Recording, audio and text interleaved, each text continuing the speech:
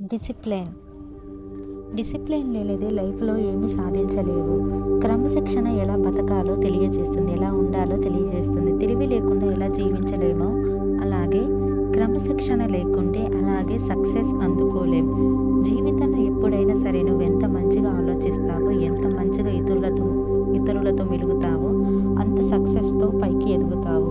అంతేకానీ నువ్వు ఆడంబరాలకు పోయి నిన్ను నువ్వు హెచ్చుతగ్గులతో ఇతరుల ముందు చూసుకుంటే అది నీకే చాలా నష్టం జరుగుతుంది. స్వార్థం కూడా నీలో ఒక భాగం అయితే అది ఇంకా పెద్ద ప్రమాదం అవుతుంది. ఎప్పుడైనా మనం ఎంత ఉన్నంతగా ఆలోచిస్తే అంత పైకి ఎదుగుతాము. నీలో నువ్వు చేసే ఒక సాధనే క్రమశిక్షణ. సాధన లేనిదే ఏది రాదు. క్రమశిక్షణ ఏదో ఒక రోజులోనూ, సక్సెస్ అనేది ఒక నైట్లోనే రాదు. నిరంతరం నువ్వు చేసే రోజు పనుల్లోనే క్రమశిక్షణ వస్తుంది. ఒక్కసారి ఆలోచించు. నీ గురించి నీవే అనుకుంటూ చెయ్యాలి. నీ గురించి నువ్వే అనుకుంటూ చేయాలి. నువ్వు ఎలా ఉండాలో నీ చేతిలోనే ఉంటుంది. కానీ ఇతరుల చేతిలో నీ జీవితం పెడితే అది నీకు ఎలా ఉపయోగపడదు.